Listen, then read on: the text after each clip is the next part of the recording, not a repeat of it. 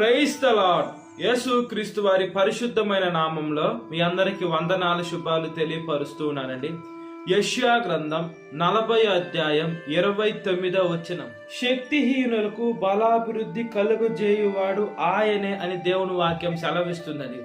మనకి ఎప్పుడైతే శక్తి లేకుండా మన శక్తి తక్కువగా ఉంటుందో, మన శరీరము, మాంసము, నరాలు, ఎముకలు, మూలుగుల్లో వాటి బలం లేకుండా మనం మంచంలో పడిపోయి ఉంటాం, అంటే శక్తి తక్కువగా ఉంటుందో, దేవుడు అలాంటి వాళ్ళకి బలాభివృద్ధినిచ్చేటువంటి దేవుడు అండి యేసు క్రీస్తు వారు. మనము ఈ లోకంలో బలము ఏమి తిన్నా బలము రాదు. మనము ఈ లోకంలో ఆహారం తింటున్నాం, అయినా కూడా దేవుడు కానీ బలం ఇవ్వకుంటే మనము ఎంత ఫుడ్ తిన్నా కూడా మన శరీరానికి పట్టదండి. కాబట్టి మనకి బలాభివృద్ధిని కలుగ చేసేది దేవుడే అని దేవుడు వాక్యం సెలవిస్తుంది. మనం ఈ లోకంలో ఆరోగ్యంగా ఉండాలన్నా, బలంగా ఉండాలన్నా, మన కాళ్ళతో నడవాలన్నా, మన చేతులతో పనిచేయాలన్నా, మన కళ్ళతో చూడాలన్నా, మన చెవులతో వినాలన్నా, ఇవన్నీ దేవుడి యొక్క కృప ద్వారా ఆరోగ్యంగా పనిచేస్తున్నాయి. అంటే దేవుడు మనల్ని ఎంతగానో ఆశీర్వాదకరంగా ఆయన మనకి మంచి ఆరోగ్యం ఇచ్చి నిలబెట్టుకున్నాడండి యేసు క్రీస్తు వారు. అంటే మనకి బలాభివృద్ధిని ఇచ్చింది ఎవరంటే దేవుడే.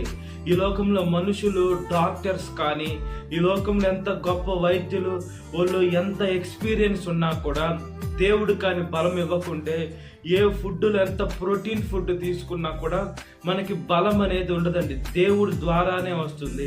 బైబిల్ గ్రంథంలో అనేక మందిని చూసుకోవచ్చు. దేవుడు బలపరిచిన వారు, అంటే శారీరకమైన బలం సంగతి కూడా మనం మాట్లాడుకున్నా, ఆత్మీయమైన బలము చాలా అవసరం అండి.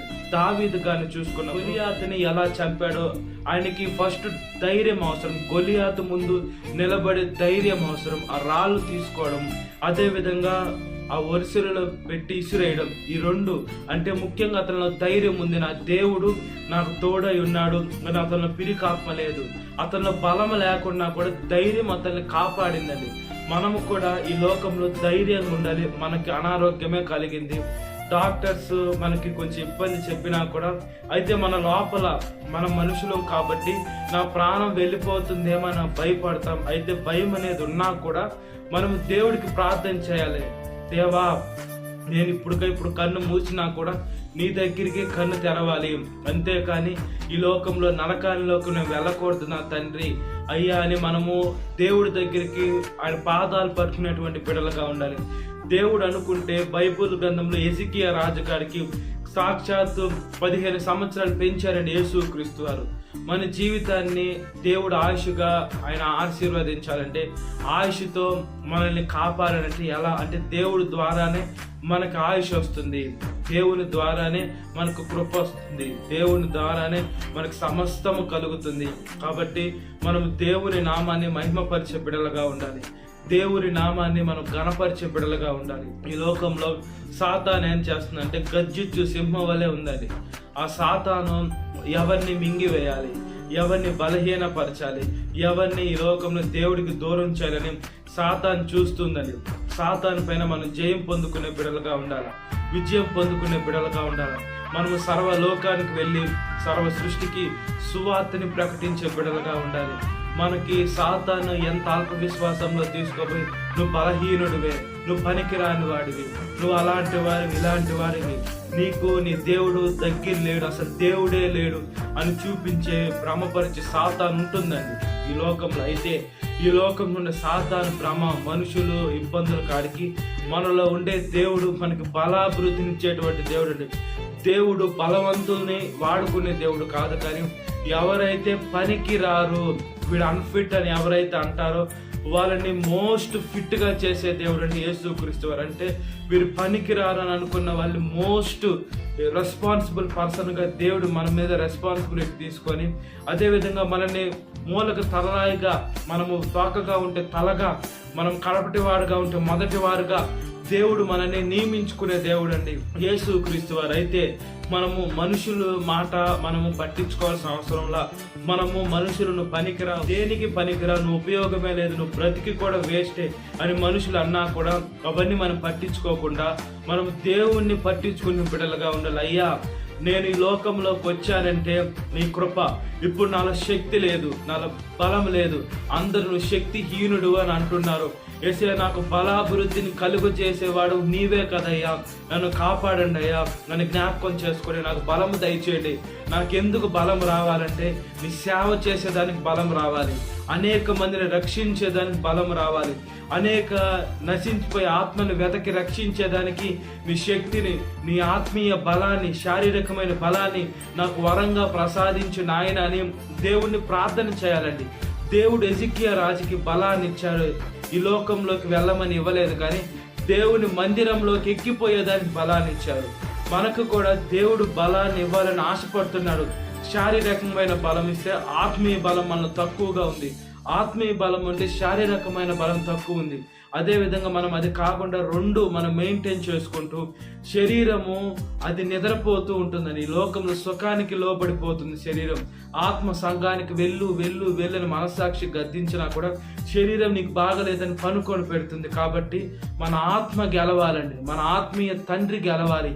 ఈ లోకంలో శారీరకమైన సాతాను, ఈ లోకంలో మనుషులు గెలవకూడదు. కాబట్టి మన ఫోకస్ అంతా దేవుని పైన పెడితే దేవుడు మనకి బల అభివృద్ధినిచ్చేటువంటి దేవుడు. మన శక్తిహీనుగా ఉంటే శక్తినిచ్చేటువంటి దేవుడు, ఆయన సేవలో వాడుకునేటువంటి దేవుడు. కాబట్టి మనం దేవుని వాక్యానుసారంగా బ్రతుకున్నట్లుగా ప్రార్థన. మహాపరిశుద్ధాత్మ దేవ, మా ప్రియ పరలోకమందున్న తండ్రి, మీ స్తోత్రం అయ్యా. మేము శక్తిహీనులుగా ఉంటే శక్తినిచ్చేటువంటి దేవ, మాలో బలం లేకుంటే బలాన్ని ఇచ్చేటువంటి దేవ, సొమ్మశీలైన వారికి బలాభివృద్ధిని కలిగించేటువంటి దేవ, మీకు స్తోత్రం నా తండ్రి. అయ్యా, ధవలవన్నుడా, రత్నవన్నుడా, ప్రకాశమానమైన వేకు చుక్క, జల్దారు వృక్షము వంటి వాడ, పరిశుద్ధ పట్టణంలో ఉన్న దేవా, అయ్యా మా ప్రార్థన దయతో ఆలకించండి నాయన. అయ్యా, మా ఫోకస్ అంతా అయ్యా మీ పైన పెట్టుకునేదాన్ని సహాయం దయచేయండి నా తండ్రి. మా జీవితాన్ని పరిశుద్ధపరచండి అయ్యా, మా ఆలోచనని పరిశుద్ధపరచండి అయ్యా, మా నోటి మాటల్ని పరిశుద్ధపరచండి నా తండ్రి. మేము చేసే క్రియని పరిశుద్ధపరచండి అయ్యా. శక్తి అయిన సాతాను ఎవరిని మింగాలి, ఎవరిని ఇబ్బంది పెట్టాలి, ఎవరిని శోధించాలి, బాధ పెట్టని చూస్తుందయ్యా. అయ్యా, అదేవిధంగా బలంగా ఉన్న వారిని కూడా, యేసే మీలో విశ్వాసం ఉండే బిడ్డలకు కూడా, యేసే దేవుడు నీతో లేడు, దేవుడు నీ పక్షాన ఎందుకు కార్యాలు చేయటం లేదు అని అయ్యా, యేసే వల్ల అల్ప విశ్వాసం తీసుకొని వెళ్ళిపోయి బలంగా ఉండేవారు కూడా బలహీనంగా అయిపోతున్నారు నా తండ్రి. ప్రార్థన చేస్తున్నానయ్యా, బలాభివృద్ధినిచ్చేటువంటి దేవా, యేసే కాపాడమని అడుగుచున్నానయ్యా, బలాన్ని శక్తిని దయచేయమని అడుగుచున్నాము మా తండ్రి. మేము ప్రార్థన చేస్తున్నామయ్యా. యేసే మీరు లేకుంటే మేము ఈ లోకంలో బ్రతకడము ఇంపాసిబుల్. యేసే మీ శ్వాసలోనే మేము బ్రతికున్నాం. యేసే మరణం తప్పించి యెహోవా ప్రాణం ఇవ్వాలన్నా మీరే, అదే ప్రాణం తీయాలన్నా మీరే, శక్తిని ఇవ్వాలన్నా మీరే, అదే శక్తి లేకుండా మంచంలో పడుండ చేసేది కూడా మీరే. ప్రతి ఒక్కటి మీ చిత్తంలో ఉంది అయ్యా. ఈ లోకంలో ఉండే వారి కాడికి మాలో ఉన్న దేవా, మిమ్మల్ని విశ్వసించే శక్తిని దయచేయండి. ఈరోజు పెళ్లి రోజు జరుపుకునేటువంటి వారిని కాపాడండి అయ్యా. భార్య భర్త కలిసి ఉండాలి యేసయ్య, మీ సేవలో ముందుకు కొనసాగాలి, వాళ్ళ బిడ్డలు ఆస్వాదింపబడాలి. బిడ్డలు లేని భార్యాభర్తలకి గర్భఫలాలు దయచేసి ఇలాంటి పెళ్లి రోజులు అనేకం జరుపుకున్నట్లుగా ప్రార్థన చేస్తున్నానయ్యా. పుట్టినరోజు జరుపుకునేటువంటి వారిని కాపాడండి, కొత్త దయా కిరీటాలు దయచేయండి యేసయ్య. ఈ లోకం ముందు వర్తిల్లినా కూడా ముఖ్యంగా మీ దయందును వర్తిల్లి యవనస్తులైతే మీ సేవ చేయాలయ్యా. వృద్ధులైతేనయ్యా ప్రతి ఆదివారం సంఘానికి వచ్చి వాక్యం విని వాక్యానుసారంగా లోబడి వారి జీవితాన్ని మీకు సమర్పించుకునేదానికి యవనస్తులు కూడా యవన వయసులో మీ కాడి మోసే సహాయం దయచేయమని అడిచిన ప్రతి ఒక్క యవనస్తురాలను మార్చండి. సాతాను కాడి వాళ్ళ భుజాల మీద పెట్టి వాళ్ళు కుంగి కుషించి సాతానికి లోబడిపోతున్నాను. కాబట్టి సాతాను ఊపి నుంచి వాళ్ళు బయటకు వచ్చి యవన వయసులో కాడి మోయటం నన్ను మీద మోపిన వాడు యెహోవాయే. కాబట్టి మీ కృపలో జ్ఞాపకం చేసుకోండి అయ్యా. సాతాను శోధన ప్రతి ఒక్క బిడ్డని విడుదల దయచేయండి. ఈ వాక్యం వింటున్న ప్రతి ఒక్క బిడ్డని పేరు వస్తే జ్ఞాపకం చేసుకోండి. ఈ దినకాలపు దీవులతో నింపమని నజరేయుడైన క్రీస్తు వారి పరిశుద్ధమైన నామంలో మిక్కిలి వినం తలుచున్నాను నా పరలోకమందున్న తండ్రి. Praise the Lord. God bless you. Have a great day.